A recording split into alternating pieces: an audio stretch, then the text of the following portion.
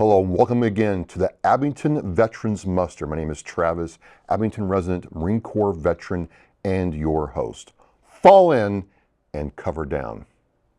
Last month, I had the pleasure of speaking with Lisa McGovern, who's an assistant to Adam Gunn, the Abington Director of Veteran Services, and she talked about the Chapter 115 benefits.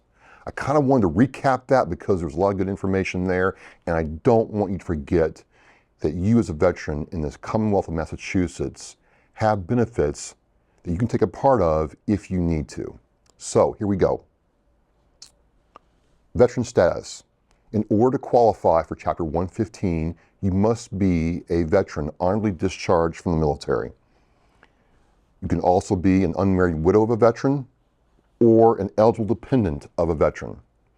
Very, very important.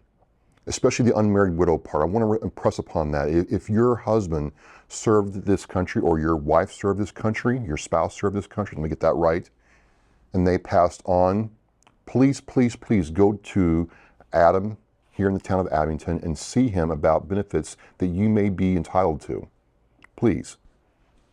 These benefits are here for you. Residency. All applicants for the Chapter 115 benefits must be a resident of the Commonwealth of Massachusetts. Very, very important. And it gets asked a lot because people come, people go, people live in New Hampshire, but the rule is you must be a resident of Massachusetts. Discharge status. This benefit is for veterans who received a discharge under honorable conditions or an honorable discharge entirely. That is the rule, that is the way it is, and it probably is not going to change it anytime soon. So just keep that in mind, please. Financial need. The program has financial checkpoints that you must pass in order to be considered for the program. But please, don't not apply because you think you may or may not be entitled to these benefits. Every application is considered and reviewed for your situation. The benefits provided are many. I'm going to read some of them here. The monthly cash financial assistance benefit, medical expense reimbursements, emergency assistance, and other benefits that include annuities, bonuses, burial allowances, moving assistance, and transportation to medical appointments. If you're one of those veterans who are trying to get to the VA or your primary care provider for care and you're having trouble doing that because you either can't drive or don't have a vehicle, there is help for you. And you shouldn't have to worry about not getting to your appointments. Please, please, please see Adam Gunn or Lisa McGovern to find out how you can get assistance. The application process is pretty straightforward. Now look, if you're like me, I don't like applications. I get it. There's all kinds of stuff to fill out and disclose and paperwork and fields that these hands can't write in. But again, the application is the foundation of the process. You can go to the Abington Town Hall and see Lisa or Adam for help in filling out this application. And then it's considered with the required documentation that you must provide. You got to provide it, I know, but provide the documentation so your case, your situation can be fully considered and reviewed for acceptance. If it's denied for any reason, there is an appeal process and you are entitled to, as an applicant, if you meet the requirements, to appeal that decision. I can't say whether it will or will be overturned in your favor, but the appeal process is there for you. So again, I want to thank Lisa McGovern, who came on for last month's Abington Veterans Muster to talk with us about the 115 benefits and explain to us what they are, to remind you that you as a veteran in the Commonwealth are taken care of, and there are people that want to make sure that you have the benefits that you are entitled to. And come down to see Adam or Lisa at the Abington Town Hall to fill out the application, get the process started. That is it for passing the word. We're going to go on to our guests now. Please, please, please check out the Abington Town Hall website where they have the Veteran Services page for more information. And now on to our guest. Thank you.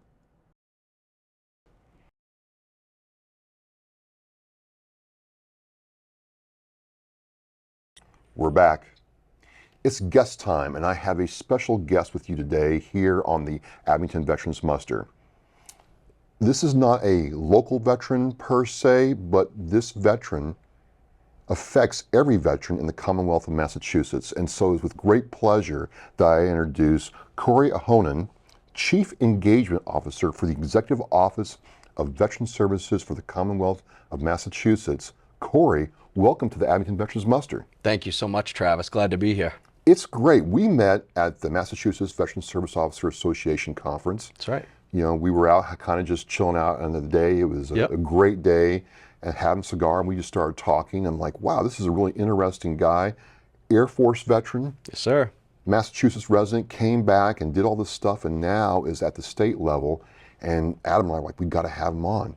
And you're here. I'm excited. How do you feel about this? I'm excited to be here. I enjoy doing different outreach opportunities such as this. I feel like just anything that we can do to reach veterans, we're willing to do. So that's why we're here. We have a full card of amazing stuff to talk about. But before we get into the good stuff, and it's all good, I got to ask, you started in the Air Force, right? I did, yeah. How was that? It was great. Honestly, best decision I ever made was to join the military. And I grew up on the Cape down in Sandwich, and small town,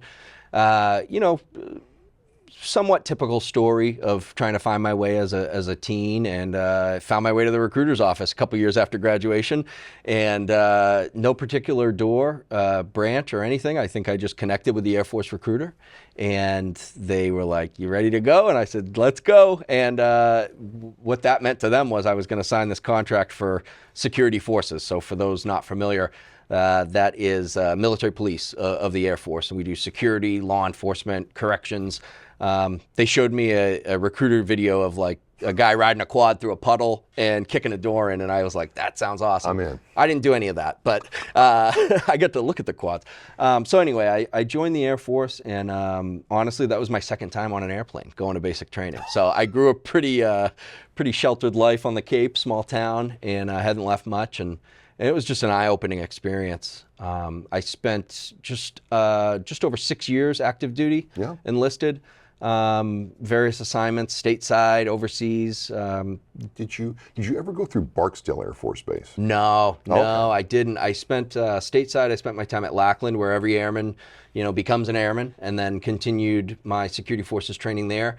And then I went to F.E. Warren Air Force Base, Wyoming. I did in-ground nuclear security. The intercontinental ballistic missiles, they're like, 200 feet tall in a hole in the ground, and we did security for that. So what that looks like is essentially guarding a grass field in the middle of the Midwest. Yeah, so that was interesting duty, but very disciplined duty because we were charged with our nation's #1 asset, right? So although it was somewhat monotonous at times, we were always very good. Our commanders did a great job of building us up as this elite security force, and we felt that for sure. So, that led me to my next duty station in South Korea, and I brought that discipline there. So it was really good, and that's kind of where I cut my teeth with law enforcement, aircraft security, stuff like that. Well, I think it's interesting. A lot of times you hear Air Force, you think airplane, aircraft, bomber, refueler, anybody who's been a boomer, so on and so forth. So it's a very interesting MOS. Yeah.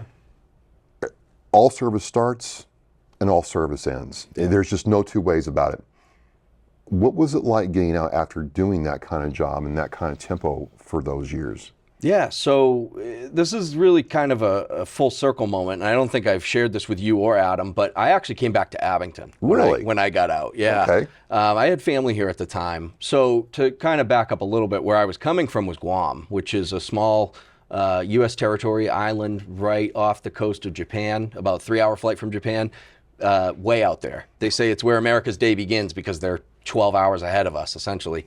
So that's where I came from, was 3 years of tropical climate. I think outside of my uniform, I had shorts and flip-flops and, whatever. So I came home in March of 2014 after 6+ years service, and I had left my vehicle that I shipped over there. I had a cell phone that only worked there. So I was really just like a complete startup from, my military service. And I struggled a little bit with the fact of I knew I didn't want to do my MOS in the Air Force. We call it an AFSC. I didn't want to do law enforcement in the civilian world. I think it's a great vocation. My father spent a career in law enforcement, it just wasn't what I planned to continue. I didn't want to go back through, start at the bottom when I had been, I was an NCO in the Air Force, a leader.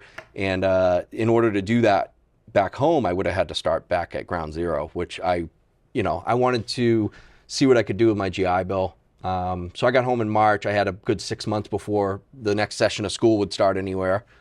I had no idea how to go about college. I was a person who graduated high school by like the skin of my teeth, and hence I joined the military for this career opportunity. But now I have funding to go to college, right? So I removed this huge barrier, and I ended up applying to go to Bridgewater State University. And like I said, I was living in Abington at the time, and just kind of started slow. I found myself a vehicle. I got my cell phone activated. Just all these things, like basically like I was coming back 6 years later and kind of just being immersed back into society back in Mass. Being an American again, and being a New Englander in Massachusetts, it had to feel a little culture shock, even though you grew up here. It was, yeah, and I didn't know if I truly didn't know if I'd ever return to Massachusetts. Honestly, I lived in Wyoming, which was near Colorado. I loved Colorado. I thought I could live here. And just for reference, I was 25 going on 26. Okay. So like just 7 years from 18 to then. So still fairly young enough to just start fresh and pursue what I wanted, but experienced and old enough to feel like this is a daunting task. I don't know where to start, You go through college, you get through college, and then what was it like leaving college and going on to the next part of your life? Well, so college was really like my life for that time. I treated it as a full-time job. I did my undergrad in psychology, which was just something I found interesting. So I said, okay, I'm gonna, I did well in the Air Force as security forces because I was interested in this, right? And I applied that same principle to school and said, I'm gonna just do something I'm interested in, not worry about a job, what comes after. I'm gonna worry about the thing I'm in. And so I did the psychology undergrad, and I thought I wanted to do counseling, substance use counseling, things like this for veterans, right?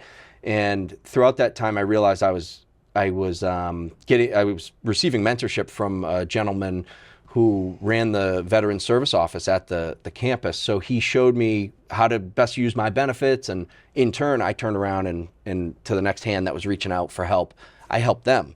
So that was when I realized I really liked this type of work, working with veterans, and kind of something clicked. So right as I was finishing that undergrad, I realized I don't necessarily want to be a counselor, but I like to help people. But that's a little too far in the trenches for me. So I went on, I got my master's in public administration at Bridgewater and got into the government sphere. And that kind of led me to the job opening of veteran service officer that came up in the town I lived in at that time, which was Easton. Okay. So, yeah. So. And Adam's from Easton. Adam's from Easton. So, we met probably about a year and some change into that job. Adam came into my office and basically was like, this job looks awesome. How do you do this? And we talked from there, and we were fast friends. But yeah, so that transition was interesting. We kind of obviously don't have time to get fully in depth with a lot of that stuff, but there was a lot of doubt, a lot of what, is known as imposter syndrome. You feel like you don't belong. As a veteran in the classroom, I'm like, all the students are talking while the professor's talking. We don't have to take the trash out at the end of the class. It was a culture shock, to say the least. But I did learn what I didn't like to do for a career and what I ultimately ended up doing with my career this past 10 years. So yeah, it was a very interesting time of like self-discovery too. Well, one thing I want to touch on real quick, how huge was it that Bridgewater had that resource for veterans at the school, and it was available to veteran students as you were going through this change in your life? It was absolutely like the hinge pin of where I am today. And I'll tell you, I didn't think that at first. I was one of these people who was like, I got my DD-214 in my pocket. Nobody needs to know I'm a veteran except for the person processing my GI Bill. I'm going to stay to myself, low key. That lasted a couple weeks till I realized, wait a minute, there's a veteran center that is, number one, that I can get help from, and number two, that I ended up working at. I was a work study student through the VA at that office. That's where I learned, my craft, so to speak, or what I have made my craft. And Yeah, so without that, I had to basically have my arm twisted a little to take this help because I was stubborn and thought I knew Well, the we way. all are like that. I know. So I share that. I always make a point to share that though, Travis, because there's a lot of folks that are like, they think they're going to go it alone, but we didn't. That's not how we were in the military, right? No. We were team, culture, and I think that's one thing that one of many things that the military does very well, and that's what I found in my fellow veterans in this community. So absolutely, we were able to talk through frustrations and challenges and success and opportunity together. So it was really great. I moved here and got in contact with Abington's VSO at the time, and you've worked as a VSO. What was that like, helping veterans at the municipal level, find their benefits? We talked about the Chapter 115 at the start of the show, other benefits coming up, other things you're doing right. You're having to go hand to hand with a veteran and lead them through this process. What was that like for you? To start, probably the most rewarding career next to my military service that I've had. Just pride, in knowing that you're that focal point of veteran services for your community. There's only one of you, or there was only one of me at that time. Aside from the help I had in the office, which ended up being great, but in the beginning it was just me. So it's a really, it's a lot of responsibility. Yeah. A good VSO could make or break a community's veterans population, and it was amazing. So basically, you need to be.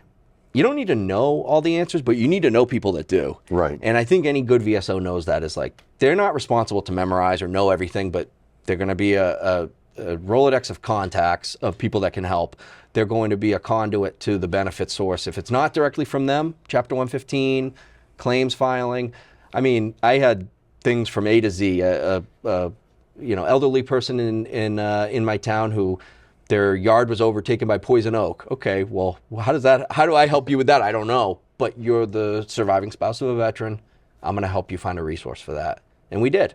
Nice. So, interesting things like that, all the way to, veterans experiencing homelessness, food insecurity, the heat getting shut off in the middle of winter 2 days before Christmas, all these things. And then on top of that, you run the parades for the town, right, Memorial Day, Veterans Day. But the bread and butter is really helping the people. You do that, and let's fast forward a little bit. Sure. We're on the Cape. It's the last night of the conference. Yep. We're sitting outside. It's a beautiful night, and Adam's like, "Hey, I want you to meet Corey. He's the Chief Engagement Officer for Veteran Services." And I'm like, "Engagement? What is this? How does this work?" And you sat there and explained this whole concept and idea that the Commonwealth wanted to really engage with veterans and why that was needed. Kind of tell us how you got into that, and Sure. what, kind of just repeat what you did to me on the Cape, and let people know what you do. Yeah, so I mean, how I got into that, right? So I was a VSO for just under 6 years in the town of Easton, and coming up on early 2023, the formerly known as Department of Veterans Services, which was under Health and Human Services, this giant organization structure, was elevated to an executive office of Veteran Services, a full secretariat, cabinet level position. And Secretary John Santiago was appointed by Governor Healy to lead this organization, and essentially, he and his leadership team came in and just treated this as a startup and a turnaround, essentially, of what was formerly DVS. Took the good and worked with the things that were not so good, and improved and elevated this organization. And some huge milestones were achieved during that time, and I took notice of that. I came across the secretary at a number of events where he came to address and engage with the VSOs, which I was a VSO at the time, so my perspective was that, and saw the great things that were going on, and I saw some job openings coming up, and I saw it as an opportunity for me to join a winning team and to contribute, bring what I can bring to the table, learn something new, broaden my scope. Number was one of the biggest ones, because I could be knowledgeable in the small town of Easton, right? But now I need to be familiar with, Western Mass, Central, North, South. All I need to know, where my resources are statewide, and know the different unique challenges. that each region faces. So anyway, I applied to a position, and basically that position was not the job that I have now. I applied to a position, and I was invited to interview. And my second round interview, I met with the secretary and his chief of staff, and we talked a little bit. And then I got a phone call about 2 weeks later, and they had said they wanted to offer me a job, and it was not necessarily the job I applied for. It was this chief engagement officer role, and I was immediate. I didn't even need to hear anymore. I said, all right, You're in. let me talk to my wife, I said. I had to talk to my wife. So, because I'm going from a small town job 10 minutes down the road to working in Boston, Right. Hybrid schedule, great flexibility and support. But it's a big life change. We have 2 little kids at home, so ran it by the wife, and she just absolutely agreed that this was an opportunity that we couldn't pass up. And so I called the secretary back within minutes and said, I'd love to take the job, sir. And that was where we went. So, and I began that job coming up on a year ago. This September 25th will be 1 year. So, Wow. yeah. And as I understood it, looking at the website, totally redone. Oh, yeah. You can see that the Commonwealth wants veterans to know that there is a veterans arm of our government for them. And you're right, that wasn't really readily apparent back in the day. You had to kind of dig through to find information under the old website or old information. And now, for me, it feels like I'm a priority, not just a line on a spreadsheet. When you're trying to engage with veterans on your role now and your team's role, what does that really mean in terms of what you're trying to get veterans to see and do for this, what we're doing now? Yeah, so, it's a great question.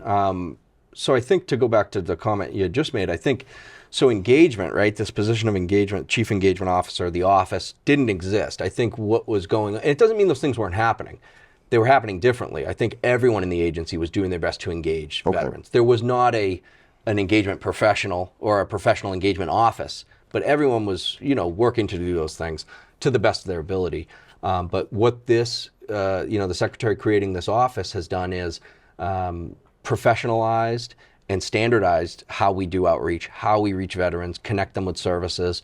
And essentially what we do is, so we have 3 legs to the team, so to speak. There is the constituent services team, which handles all constituent inquiries, phone calls, web contact form requests, emails, walk-ins even.